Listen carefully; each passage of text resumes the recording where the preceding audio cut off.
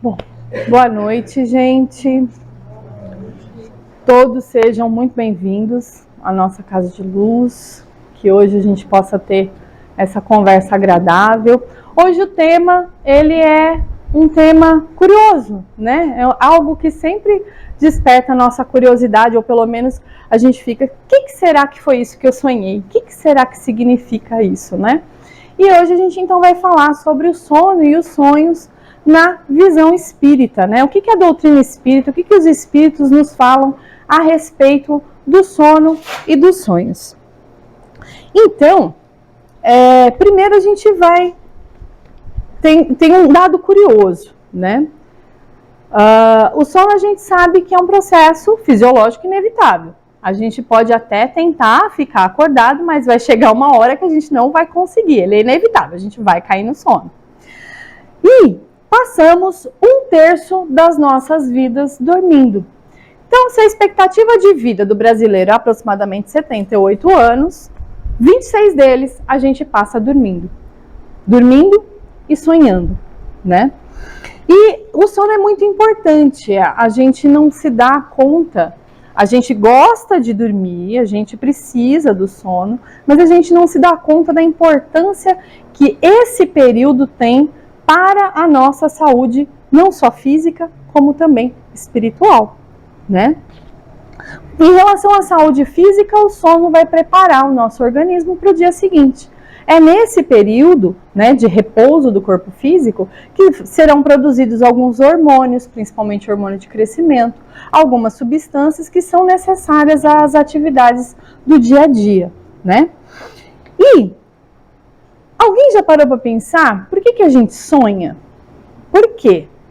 O sono é um período onde cessam todas as atividades. Não existe atividade física, motora, nem sensorial, certo?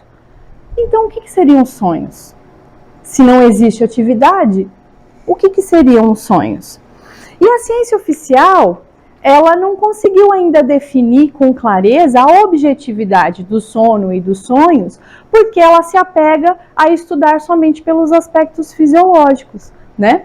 A psiquiatria e a psicologia, de uma maneira um pouco mais assertiva, ela estuda, elas relatam, né, que os sonhos são um processo do nosso psiquismo, uma atividade do nosso psiquismo. Freud, por exemplo, no seu estudo a respeito dos sonhos, ele determinou que os sonhos são as expressões mascaradas, né, assim, dos nossos desejos reprimidos. Já Jung, né, falou que não é só isso os nossos sonhos, que seria uma forma do nosso inconsciente se expressar, né, de uma forma mais alegórica. Mas só foi com Allan Kardec, né, com a codificação espírita, que houve, né, foi só Allan Kardec e os espíritos que analisaram os sonhos, dando um enfoque espiritual, ou seja, conseguiram explicar, né, mais a respeito das variedades dos tipos de sonho. Então, lá no Livro dos Espíritos, a gente vai saber sobre a emancipação da alma. Na questão 401, Kardec pergunta se durante o sono a alma repousa como o corpo, né? E os espíritos falam que não, que jamais o espírito fica inativo. Durante o sono, os laços que unem o corpo, né, ao perispírito se afrouxam, porque o corpo não necessita do espírito nesse período. Então ele pode aproveitar essas horas de liberdade para percorrer o espaço e entrar em relação direta com outros espíritos, né? Então, o espírito nunca está inativo, né? Mesmo que ainda, de alguma forma, se mantenha ligado ao corpo físico, certo? É só o corpo que repousa. O espírito não tem essa necessidade, né, de repousar. O corpo, sim. Mas a gente não pode esquecer que durante a encarnação, nunca o espírito vai estar completamente separado do corpo, né? Existe um laço fluídico que sempre, não importa a distância que o espírito, né, com o perispírito se emancipe, se transporte, não importa qual é a distância, sempre vai existir essa ligação fluídica, ela nunca se rompe. Ela só se rompe com o desencarne. E lá na questão 402, Kardec vai perguntar assim: como se pode julgar a liberdade do espírito, né, durante o período de sono? E os espíritos respondem que é pela qualidade dos sonhos. Como assim qualidade? E aí eles vão explicar, a explicação da questão 402, ela é bem complexa, ela é bem longa. E eles vão falar que o sono, libertando parcialmente a alma do corpo, né, quando o homem dorme, ele momentaneamente, olha só, tá até grifadinho, ele momentaneamente se encontra no estado que estará permanentemente após a morte. Então, já teve alguém que deu um arrepio aí, né, Patrícia? Todos os dias, quando dormimos, nós ensaiamos a nossa morte, né? Olha só, né, Raquel? É um treino. Todo dia a gente treina. Não pode ficar com medo da morte, porque todo dia a gente dá uma treinadinha, né? Agora tá todo mundo com medo de dormir? Então, os espíritos superiores, eles podem definir não. Eles dizem pra gente que nós podemos definir como será o momento após o nosso desencarne, o que vai acontecer com a gente no desencarne, se nós, baseados na nossa atividade espiritual durante o sono. Então é uma prévia. É uma prévia do que vai acontecer comigo após o desencarne. Não assusta não, Patrícia. Eles vão falar assim, ó. Eles vão falar que tiveram sonos inteligentes os espíritos que, desencarnando, logo se desligam da matéria. Esses espíritos, quando dormem, vão para junto dos seres que lhes são superiores, com estes viajam, conversam e se instruem. Mas o que seriam sonos inteligentes? É isso daí. Quando a gente começa a estudar a doutrina, quando a gente começa a buscar as verdades espirituais, né, os ensinamentos do Cristo, a gente percebe que a todo instante, a cada ensinamento, a cada parábola, a cada passagem, ele está constantemente nos convidando ao serviço no bem. Constantemente nos convidando para que a gente viva na matéria, mas sem perder a nossa realidade espiritual, buscando a nossa realidade espiritual. Então, nada mais lógico de que quando o corpo repousa, se o espírito não precisa repousar, nós utilizemos também esse período para ter sonos inteligentes, buscando também servir nesse período, buscando a instrução, buscando o aperfeiçoamento moral junto a espíritos superiores, né? Esses seriam sonos inteligentes. E lá no livro Missionários da Luz, no capítulo 38, que é denominado No Plano dos Sonhos, a gente vai ter um exemplo muito claro, bem explicado por André Luiz, do que seria um sono inteligente, né? Lá naquele capítulo,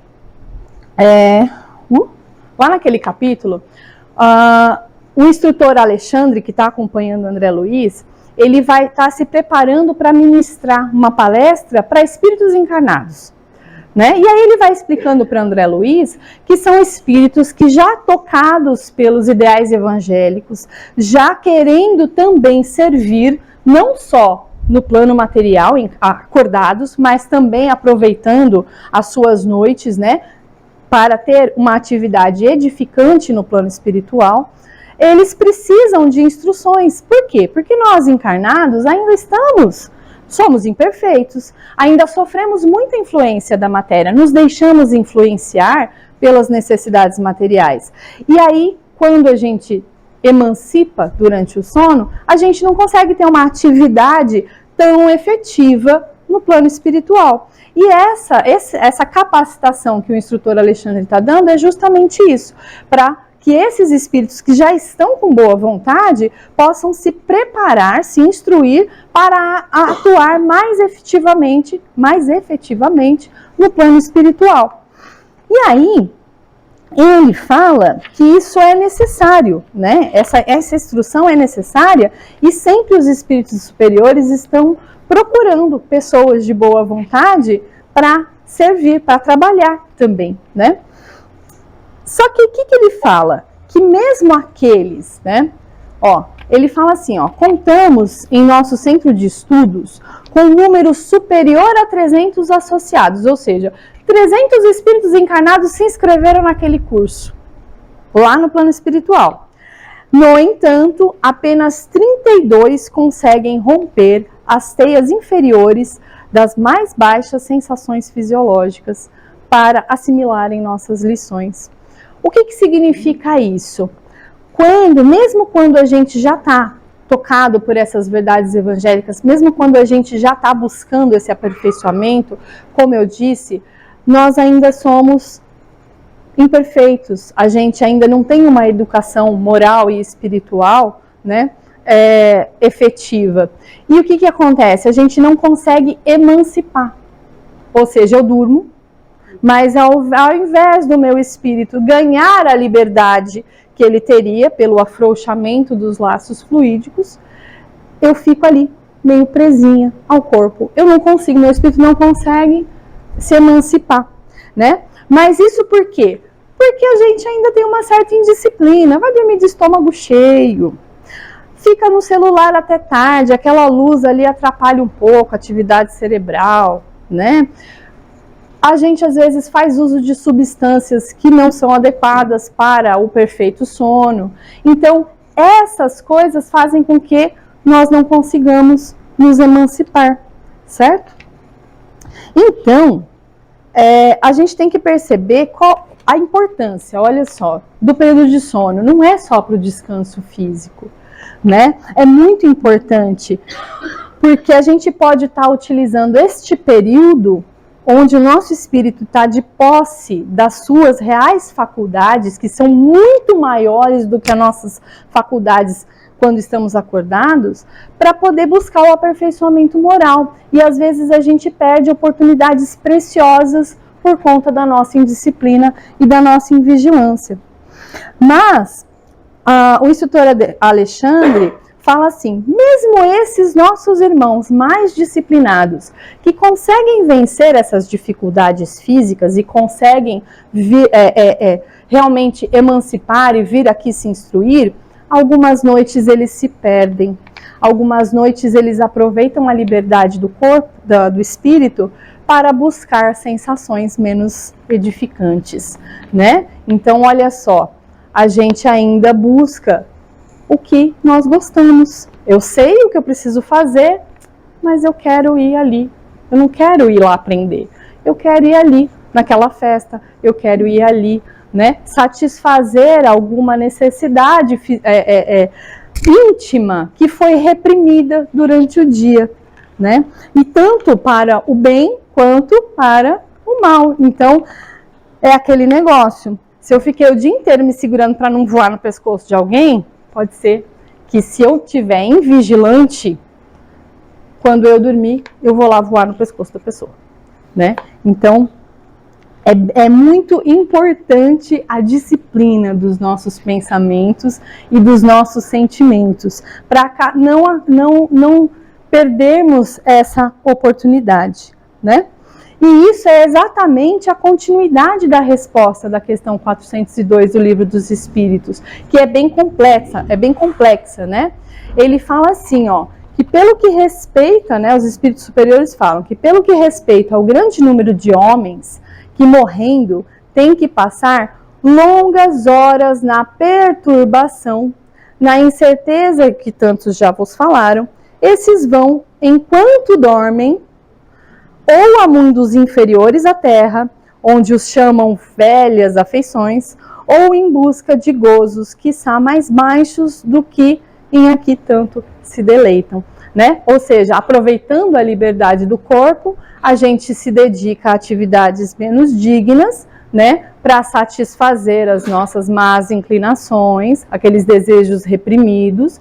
E aí, eles falam que quando existe essa invigilância constante durante a vida, pode ter certeza que após o desencarne, o período de perturbação vai ser longo e difícil, né? Então não percamos a oportunidade do bom treino todas as noites. Opa! Calma aí, gente. A cola é grande, mas não é 3 blocos. Né? Ou seja, quando nós não aproveitamos nem os dias, nem as noites, né, para nos melhorarmos moralmente, quando não aproveitamos nem os dias, nem as noites para praticarmos a caridade, o serviço no bem, né, a gente com certeza irá atravessar um longo período de perturbação, né, após o nosso desencarne. E aí, voltando lá no livro Missionários da Luz, naquele mesmo capítulo, a gente também, assim como Alexandre nos deu o exemplo dos sonos inteligentes, daqueles irmãos que buscam a instrução junto a espíritos superiores, a gente também tem o exemplo dos sonos desinteligentes. Por quê? Porque enquanto Alexandre está se preparando ali para ministrar aquele curso, o assistente dele, chamado Sertório, chega e fala, olha, daqueles 32, está faltando 2 que ainda não chegaram, né? E Alexandre, já prevendo que provavelmente ali se perderam no meio do caminho, pede para o assistente dele, Sertório, ir com o André Luiz, ver o que está acontecendo e ver se eles estão precisando de ajuda. Mas ele já imaginava o que tinha acontecido. Então, eles vão atrás de Vieira e de Marcondes. Quando eles chegam à residência de Vieira, que é um senhorzinho de idade, encontram ele meio preso ao corpo, dormindo, mas com ares de estar sofrendo um pesadelo terrível, suando com gritos abafados, com o perispírito ali meio preso ao corpo, sem conseguir se emancipar. E ao redor dele, uma entidade de vestes negras, né, com uma vibração bem baixa, gesticulando, né, e gritando com o coitado do Vieira, que estava ali com um pesadelo terrível. E aí o Sertório pergunta para essa entidade o que está acontecendo, né? Essa entidade a gente vai conhecer, é o Barbosa, que foi amigo de Vieira enquanto vivo, e naquele dia o Vieira, com conversação leviana com a família, acusou o Barbosa de atitudes menos dignas, de que ele não tinha culpa nenhuma, né? Ou seja, falou inverdades. E aí Barbosa veio tomar satisfação dele, porque ele andava mentindo, né?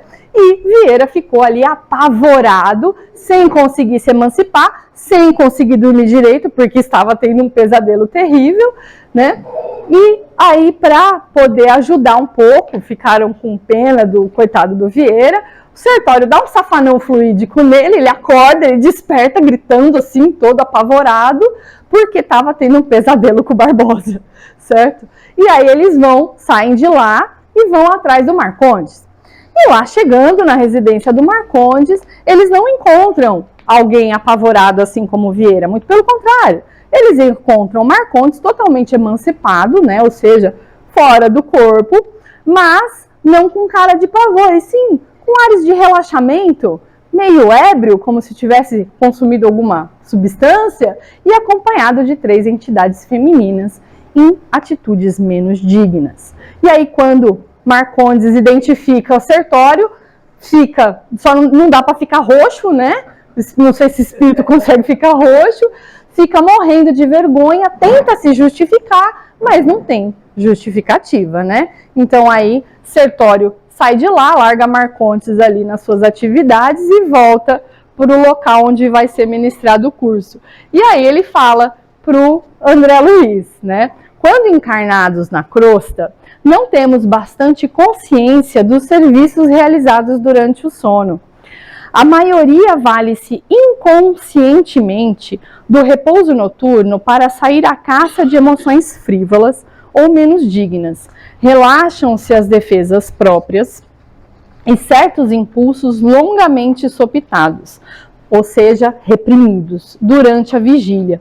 Extravasam em todas as direções, por falta de educação espiritual verdadeiramente sentida e vivida, né? Ou seja, tudo que a gente reprime, porque é claro, a gente tem que controlar os nossos impulsos que a gente sabe que são errados, mas não só reprimir, sufocar, a gente tem que se melhorar, a gente tem que se aperfeiçoar, não só reprimir, né? A gente tem que trabalhar essas nossas imperfeições, porque quando a gente só reprime, dá nisso, né? Quando a gente sai durante o sono, nosso espírito ganha liberdade, perde os pudores e acaba indo fazer besteira, né?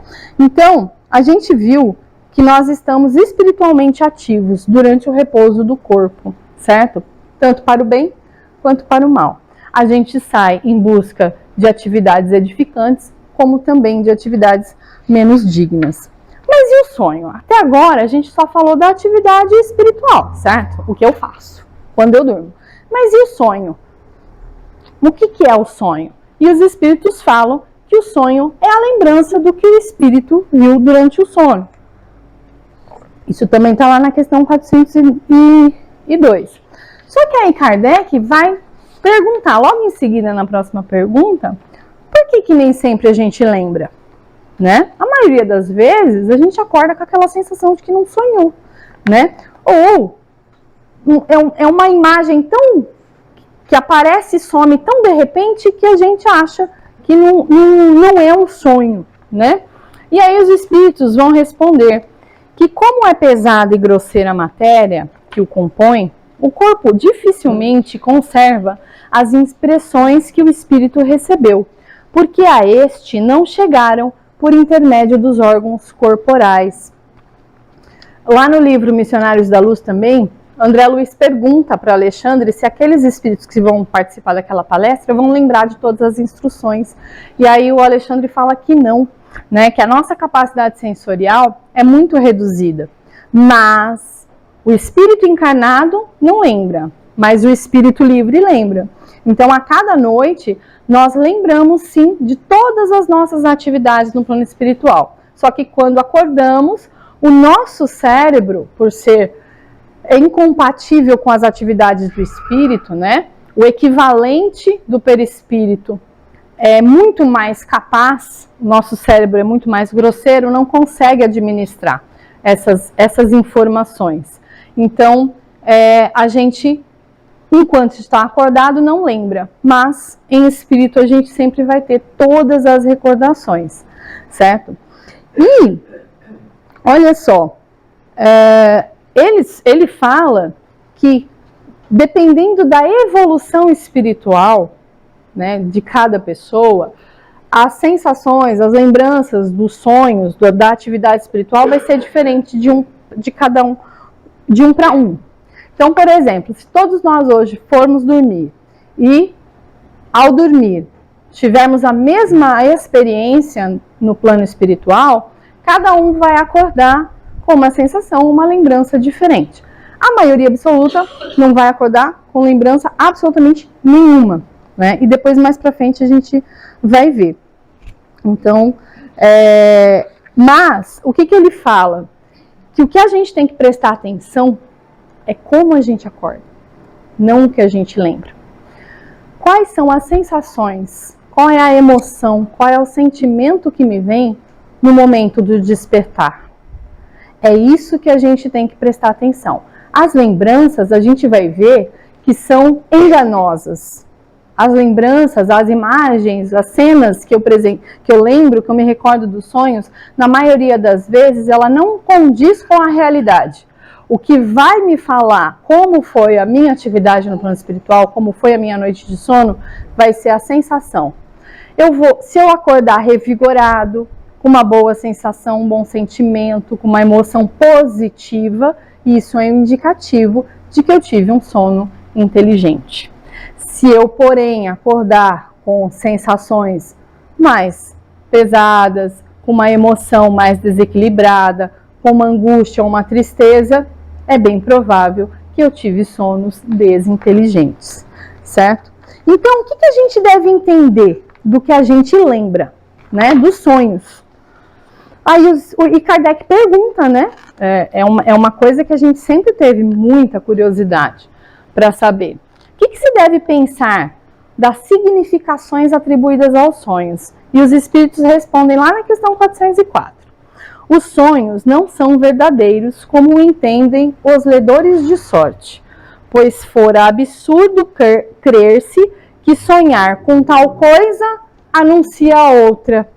Sonhar com o dente caindo significa o quê? Alguém sabe? Ai, ninguém sabe? Eu sei. Brincadeira. A gente fala, sonhar com dente caindo significa morte, sonhar com cobra, traição. Eles estão falando, isso tudo é besteira. Então vamos parar de jogar no bicho, ok? Parar de gastar dinheiro no bicho, por favor. Além de ser ilegal, é uma perda de tempo. Não significa nada. Ah, mas espera aí, eu sonhei que meu pai, que já faleceu, estava me mostrando um monte de número no papel, eu acho que ele quer que eu jogue na Mega Sena. Não! Muito provavelmente você olhou seu saldo bancário e sabe-se lá Deus por que ficou meio preocupado, olhou a pilha de boleto e também sabe-se lá Deus por que ficou meio preocupado, e aí você lembrou com saudade de quando era seu pai que pagava as contas, né? E aí, dormindo assim, não sei por que você estava meio preocupado com isso tudo, a hora que você dormiu, juntou papel com pai, com número e deu no que deu, e você deduziu alguma coisa que não tem nada a ver, certo? Ah, mas eu sonhei com um galo verde de crista dourada dançando Macarena. O que significa?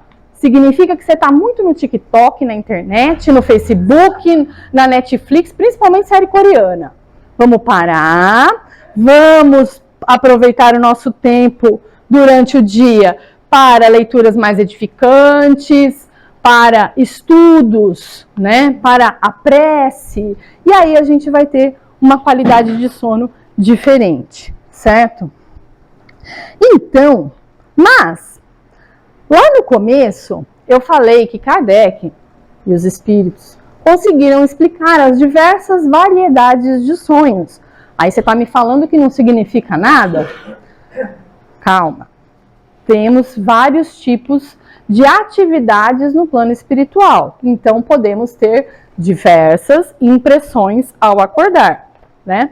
E lá no livro Nos Domínios da Mediunidade, André Luiz vai classificar de uma forma um pouco mais complicada, porque a leitura daquele livro é um pouco complicada, ele vai classificar os sonhos. Mas Martins Peralva pegou aquele livro, estudou, escreveu pra gente o livro Estudando na Mediunidade, que ele dá uma mastigadinha, ele coloca uma linguagem um pouco mais fácil de entender. Então, ele classifica os sonhos em 3 tipos. O primeiro tipo são os sonhos comuns, né? O que significa os sonhos comuns? É porque 99,99% das vezes os nossos sonhos são comuns, são puramente cerebrais. Aquele estado onde eu não consigo vencer os laços da matéria, eu não consigo emancipar, não existe tanta exteriorização do perispírito, né? Então, você afrouxa os laços do espírito com o corpo, mas não existe a exteriorização. E aí o que acontece? Sempre aqui em palestras ou em estudos, a gente vê que nós não estamos mergulhados num mundo, né, de vibrações, de pensamentos, e que constantemente a gente está emitindo e também recebendo emoções, vibrações, pensamentos. Eu emito o que é meu e absorvo o que é do outro, dependendo da sintonia. Quando eu durmo, mesmo que eu não consiga exteriorizar, né, a minha alma, mesmo que não exista a emancipação da alma, esses laços fluídicos se afrouxam. Então, o que acontece? O espírito começa, ele passa a captar de uma forma mais intensa essas vibrações. E aí, existe então aquela mistura do que é impressão minha, pensamentos, ideias, aquilo que eu vivi durante o dia que está povoando os meus pensamentos, e também aquelas vibrações, pensamentos e imagens que eu estou captando do mundo psíquico ao meu redor, tanto de espíritos encarnados quanto de espíritos desencarnados. Então fica aquela confusão, aqueles sonhos imprecisos, que uma hora eu estou num lugar, de repente corta a cena, eu vou parar em outro lugar com outra pessoa, aí uma pessoa da minha vida conversa com outra que nunca se viram na vida, né? Não acontece isso, esses sonhos meio sem pé nem cabeça? É exatamente isso. É o corpo, são os sonhos, André Luiz vai falar, que são sonhos puramente cerebrais, né? Onde a gente fica... Opa! Papel. São simples repercussões das nossas disposições físicas e das nossas preocupações morais, misturado com tudo que eu consigo captar daquele ambiente, certo? E também existem os sonhos reflexivos, onde, o que acontece nos sonhos reflexivos? Existe uma maior exteriorização do perispírito, ou seja, os laços fluídicos, corpo-perispírito, se afrouxam um pouquinho mais, mas ainda não existe a emancipação da alma.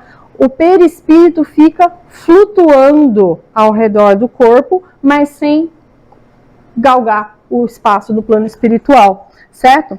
E aí o que acontece? Essa capacidade essa vibração, né? Essa diferença de vibração aumenta um pouco mais, só que aí eu não sou capaz somente de acessar o meu consciente, eu acesso o meu inconsciente. É onde a gente tem a lembrança de vidas passadas, né? É onde eu consigo acessar memórias que estão ali naquelas camadas do meu subconsciente, porque tudo que o espírito vive, tanto no plano espiritual quanto encarnados, vai ficando registrado, né? A gente não perde essa memória, ela tá lá, guardadinha, e aí eu consigo acessar. Ah, mas sempre? Depende. Normalmente os espíritos superiores, os nossos mentores protetores, quando eu estou passando por algum problema ou por alguma situação que seria edificante, seria instrutivo eu acessar uma memória anterior, às vezes como um alerta, tipo, você já cometeu esse erro antes, olha lá o que deu, não comete de novo. Ou então, uma injeção de ânimo, olha, está acontecendo isso, mas é por conta daquilo, continua, você está no caminho certo. A gente não vai acordar com essa lembrança dessa forma, mas a gente vai acordar com a nossa emoção mais equilibrada. Por quê? Porque a gente conseguiu identificar, por exemplo, a causa de um problema, ou a gente conseguiu ver que a gente está fazendo a coisa certa, e aí a gente acorda com essa emoção, com esse equilíbrio maior, né? Só que isso sempre é ajudado pela espiritualidade superior. Os nossos protetores ajudam a recolher ali, dessas imagens de vidas anteriores, exatamente o que eu preciso ver. Porque se tudo for jogado em cima de mim, às vezes eu me desequilibro ainda mais, se eu lembrar de tudo o que eu fiz em outras existências, né? Só que, dependendo da minha sintonia, dependendo das minhas atividades diárias, quem vai acessar essas memórias não é o meu protetor, são os meus obsessores, que vão jogar em cima de mim, tá vendo o que você fez? Para me humilhar, para me envergonhar. E aí são aquelas sensações angustiantes que a gente às vezes acorda, ou aqueles sonhos tenebrosos, né? É porque nós vimos os nossos erros do passado, mas eles são selecionados pelos meus obsessores, dependendo da minha sintonia, porque eu bati aqui no microfone. Eles são, dependendo da minha sintonia, tá? Eu vou permitir, eu vou dar a deixa para que eles consigam esse acesso. Esses seriam os sonhos reflexivos. E outro tipo de sonho seriam os sonhos espíritas ou os espirituais, que é quando eu consigo vencer, né, esse apelo da matéria, e meu espírito consegue então se emancipar, né, mantendo a ligação fluídica, o laço fluídico, claro, porque ele só se rompe depois da morte, mas eu consigo então ter uma atividade real, né, no plano espiritual. E aí, o que vai determinar o que eu vou fazer? A lei da afinidade, né? Eu vou buscar aquilo que eu quero. Se eu estou preocupada com a minha moralização, com a minha evangelização, com o meu aperfeiçoamento, eu vou buscar espíritos melhores que eu, ambientes melhores que eu, para continuar esse progresso. Se eu, ao contrário, não estiver nem um pouco preocupado com isso, estiver apenas ligado às sensações materiais, eu vou buscar satisfazer aquilo que eu não consegui satisfazer enquanto estava acordado. E olha só que interessante. não é só com espíritos desencarnados que a gente se relaciona. A lei da afinidade vai falar que, normalmente, aqueles que eu procuro quando eu estou acordada são os mesmos que eu vou procurar quando eu estou dormindo, no plano espiritual, né? Os espíritos encarnados também formam grupos no plano espiritual em busca de um objetivo comum. E um exemplo muito interessante a gente tem lá na Revista Espírita, de 1866, num artigo de Kardec intitulado Um Sonho Instrutivo. Nesse período, ele relata que ele estava passando por uma enfermidade, né? Ele estava meio adoentado, e toda vez que a gente está meio doente, a gente não dorme bem, né? A gente tem aquele sonos entrecortados e tudo, não dorme a noite inteira. Mas teve uma noite específica, no dia 24 de abril, que ele teve um sonho muito vívido, com uma experiência muito intensa, né? Ele fala que ele se viu numa rua que ele não conhecia, ele não sabia onde era, mas era uma rua. E nessa rua ele viu um grupo de espíritos, assim, conversando, discutindo, debatendo alguma coisa. E quando ele olhou, ele reconheceu alguns, tipo, esse eu conheço, esse eu não conheço. E quando ele estava tentando identificar a conversa, o que aqueles espíritos estavam debatendo, né, tão compenetrados, apareceu, de repente, numa muralha, a seguinte inscrição em letras bem brilhantes. Descobrimos que a borracha enrolada sob a roda faz uma légua em 10 minutos, desde que a estrada... E aí ele estava procurando o final da frase, a frase se apagou e ele acordou.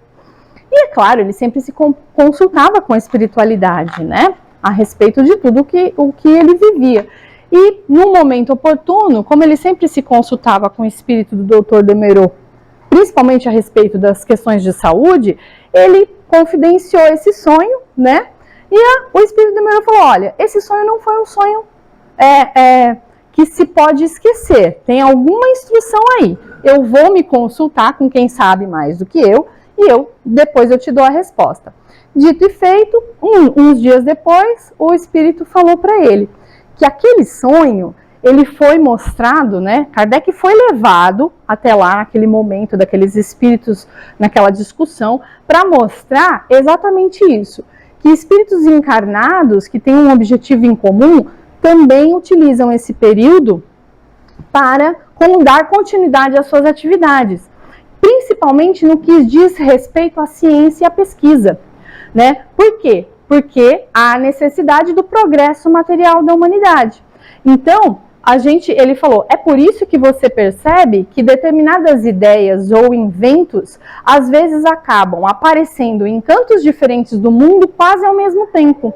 Mas é por quê? Porque aqueles espíritos encarnados que estavam pesquisando e trabalhando nessas questões durante o dia, se reúnem à noite para trocar as experiências. E aí, se vocês tiverem a curiosidade, porque eu tive, se vocês vão buscar mais ou menos a época da invenção do pneu e aonde se deu, vocês vão ver que foi mais ou menos uns 2, 3 anos, uns 4 anos após esse relato, e as experiências que foram feitas com pneus, né, com a borracha, elas se aconteceram quase ao mesmo tempo em vários pontos do mundo.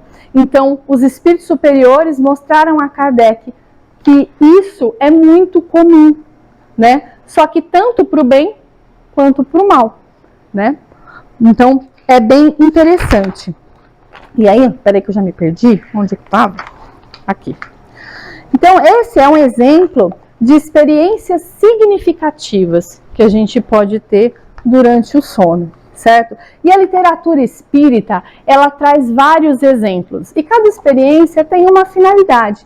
Nessa daí, mostrava o encontro, né, a reunião de espíritos encarnados com a mesma finalidade, com o mesmo objetivo. Mas, por exemplo, existe sim as atividades espirituais onde o resultado é um sonho determinatório, onde a espiritualidade nos dá um aviso, por exemplo, ou aqueles casos em que existe a premonição de um fato que vai acontecer ainda, né? Existe isso? Existe, mas sempre comandado pela espiritualidade superior. E eu trouxe alguns exemplos. Bom, o primeiro exemplo a gente já discutiu bastante, que é quando os espíritos superiores, né, vêm nos dar, ou nós vamos até eles, em busca de esclarecimentos, tanto em grupo quanto de forma individual, que foi o exemplo daquele curso ministrado pelo Espírito Alexandre. Também vimos aí com o exemplo do sonho de Kardec, onde o período de sono é utilizado por espíritos encarnados para se encontrar a respeito de um objetivo comum. E também existe o atendimento individualizado, e esse é o que mais ocorre conosco, né, réis mortais, que precisamos muito de ajuda. Um caso que é bem bonito e é bem comum, a gente encontra no livro Mamãe, Mamãe Estou Aqui, que é ditado pelo Espírito Marcelo, a médium Célia Xavier Camargo. Foi a minha filha que deu esse exemplo para a palestra, porque ela que leu esse livro e quando ela viu eu estudando, ela falou, eu tenho um exemplo. E aí ela me deu o livro para ler esse capítulo, eu achei bonito e coloquei. Onde a Dalva, né, ela pede a sua filha em tenra idade, a menina Celina, que vai para uma colônia espiritual ser ajudada, né, ser cuidada pela avó dela, que também já está desencarnada. Só que a mãezinha Dalva fica muito desequilibrada por ter perdido a filha tão novinha, né? Ela não consegue aceitar a morte da menina. E o desequilíbrio, o desespero da mãe aqui, né, na Terra, faz com que a menina fique muito desequilibrada. A menina não consegue ficar tranquila lá na colônia. E aí os espíritos da colônia, que estão a par do caso, decidem então ir ajudar a mãezinha dela, numa noite de sono, a ir visitar a filha na colônia espiritual. Então eles ajudam, né, com que esse espírito consiga se emancipar do corpo para poder ir visitar a filha, para poder ficar mais tranquila, né? E no livro conta que ela não acorda sem lembrança nenhuma desse encontro, né? Mas acorda aliviada, com uma sensação de esperança e, em relação à menina, acorda tranquila, sabendo, com a sensação, com aquela certeza de que a menina está bem, né? Mas sem lembrança nenhuma do que aconteceu naquela noite. E é um exemplo, eu tive uma experiência parecida com o meu pai, né? Só que eu fui...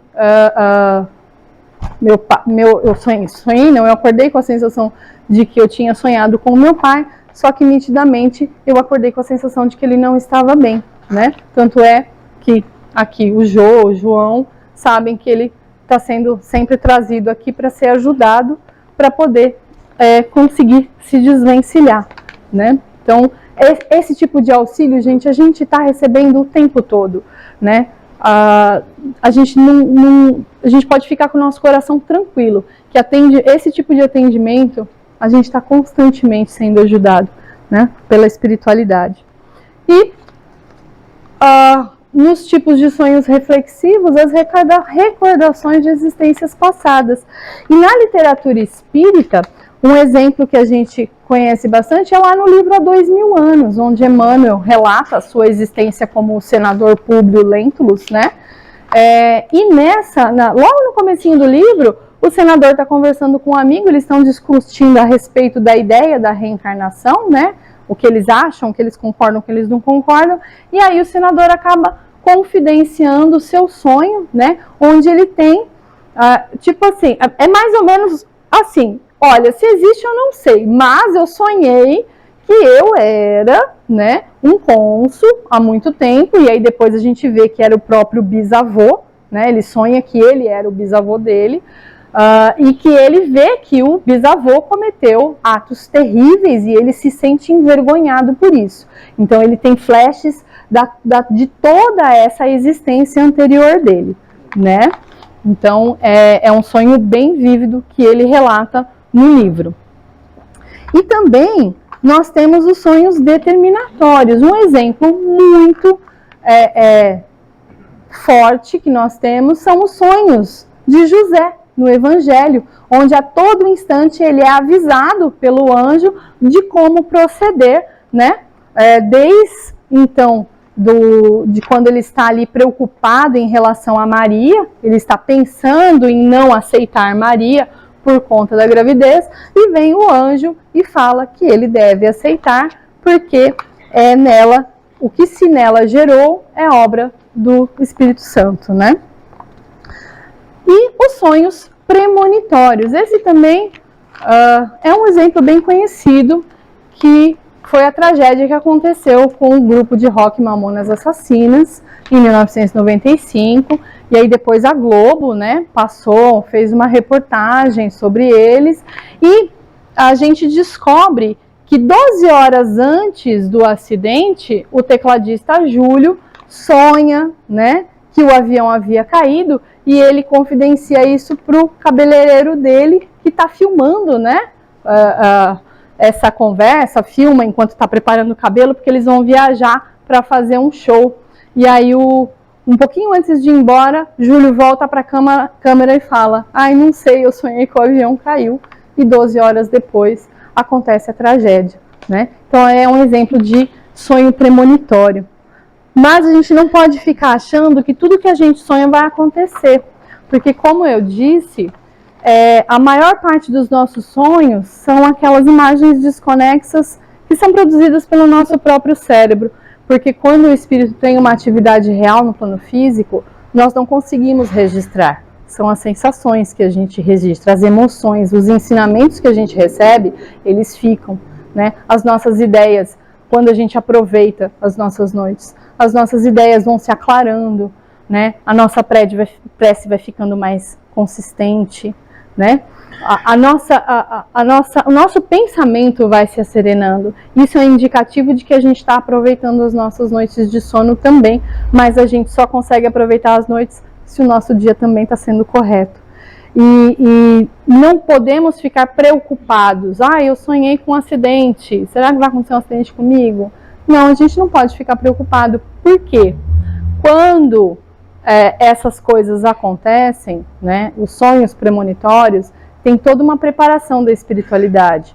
E também é um merecimento ou uma evolução espiritual do espírito, daquele espírito que está recebendo esse aviso. Tá? Então a gente não pode ficar se apegando a tentar interpretar os nossos sonhos. O que a gente tem que lembrar é que as noites de sono, esse período, são janelas que Deus nos ofereceu para a gente ter contato com a nossa verdadeira vida, né? Os espíritos falam que os espíritos superiores, eles só aceitam encarnar para cumprir missões, né? Ou seja, sair de esferas superiores e retornar a esse plano carnal, porque eles sabem que todas as noites eles podem retornar à verdadeira vida deles e entrar em contato com a sua família espiritual. Então é isso que a gente tem que pensar das nossas noites de sono. São presentes de Deus, né? E, por último, mas não menos importante, são as experiências negativas, né? A gente já viu isso ali naquele episódio de Vieira e de Marcondes, mas a gente tem que ficar atento, porque mesmo que eu não saia e vá me dedicar a atividades menos dignas, de acordo com a minha sintonia, não só no momento de dormir, mas todo o meu dia, toda a minha vida, com aquilo que eu penso, com aquilo que eu sinto, com aquilo que eu faço, eu vou estar dando brecha para que espíritos menos felizes me acessem com mais facilidade durante o período de sono, tanto para jogar em cima de mim memórias de existências anteriores que eu não gostaria de me lembrar, tanto para me assediar e me sugerir coisas também não muito boas, né? E os espíritos falam que nesse estágio evolutivo permanecem milhões de pessoas, que a gente acaba se rendendo, né? A gente não aproveita as nossas noites de sono. E antes de terminar o último slide, gente, eu queria só passar um videozinho pra gente dar uma risada.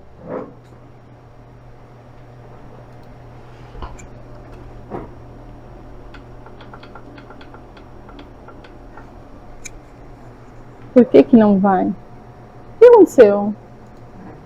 Tá sem som? Ah, não acredito que tá sem som. Gente, desculpa, não vai dar. Não vai dar, tá sem som. Eu baixei o vídeo, mas veio sem som. E sem som não dá pra ver. Não dá, não dá. A gente imaginar.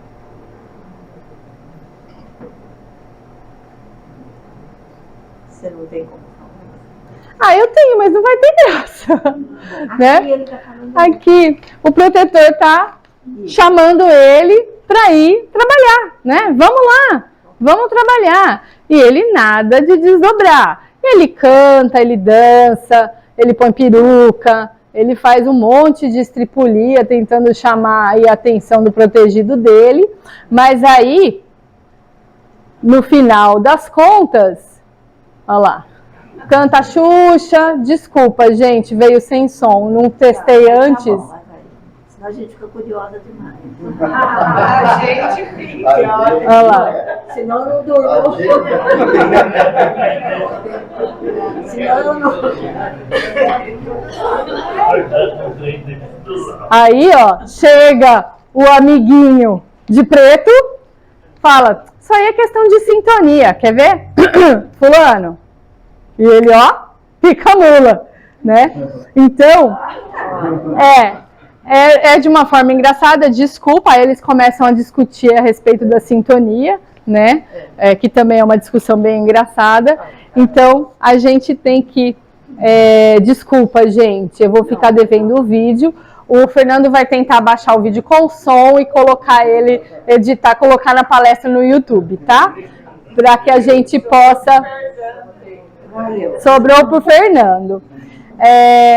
E assim, apesar de ser engraçadinho quando a gente assiste o vídeo, né? É bem preocupante. Por quê? Porque, como os espíritos diziam, essa é a realidade da maioria de nós.